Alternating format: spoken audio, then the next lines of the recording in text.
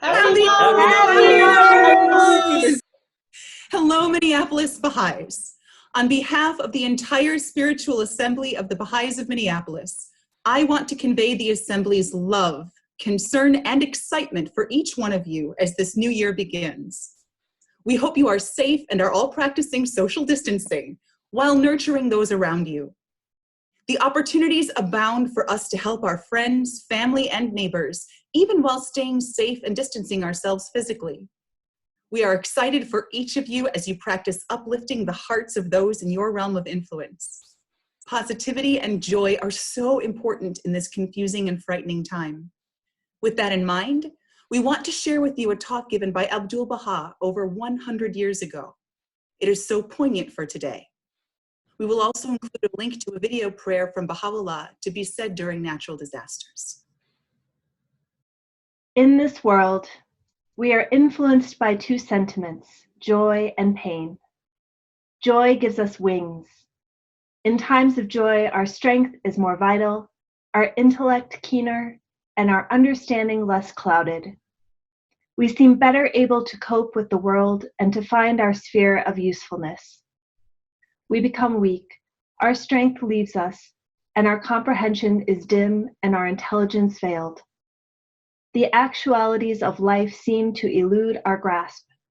The eyes of our spirits fail to discover the sacred mysteries, and we become even as dead beings.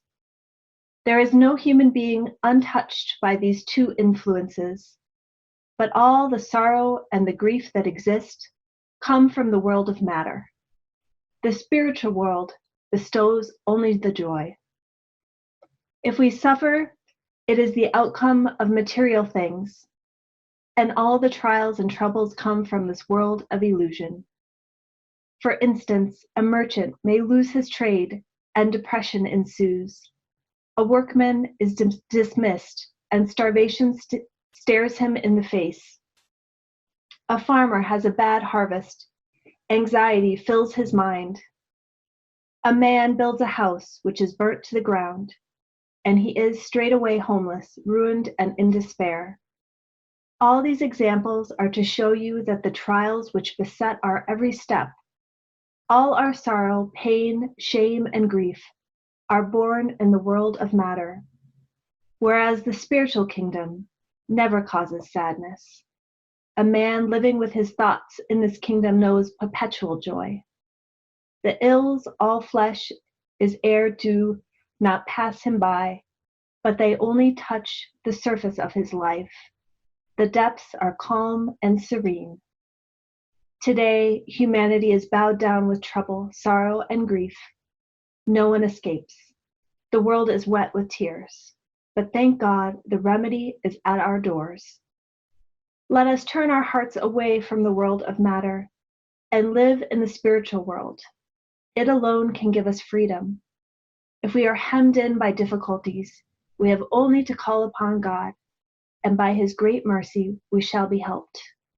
If sorrow and adversity visit us, let us turn our faces to the kingdom, and heavenly consolation will be outpoured.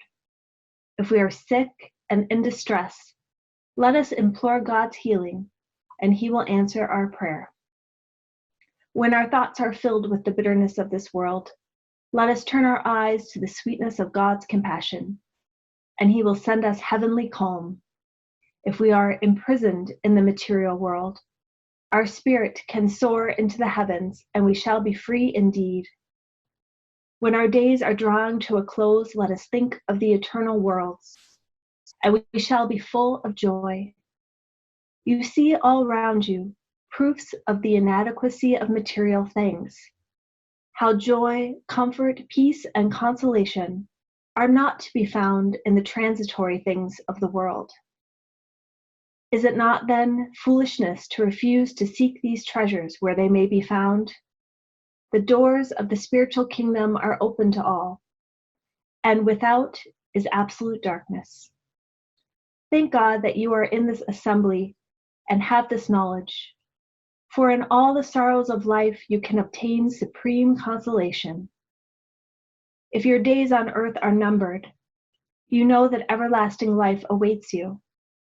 If material anxiety envelops you in a dark cloud, spiritual radiance lightens your path. Verily, those whose minds are illumined by the Spirit of the Most High have supreme consolation. I myself was in prison 40 years. 1 year alone would have been impossible to bear. Nobody survived that imprisonment more than a year. But thank God, during all those 40 years, I was supremely happy.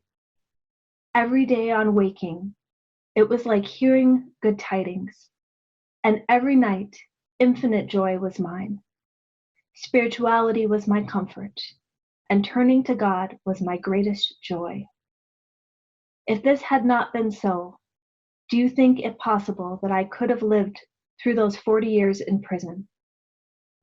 Thus, spirituality is the greatest of God's gifts, and life everlasting means turning to God. May you one and all increase daily in spirituality.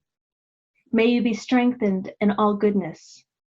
May you be helped more and more by the divine consolation, be made free by the Holy Spirit of God, and may the power of the heavenly kingdom live and work among you.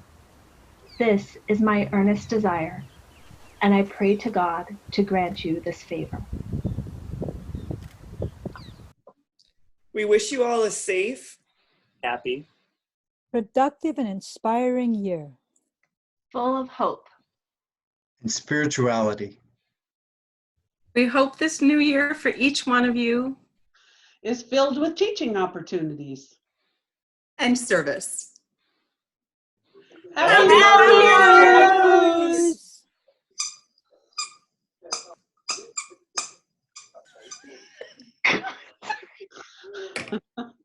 Can you hear squeaking in the background? Because the dog is playing with a toy. So we could do an activity for the kids, find the dog.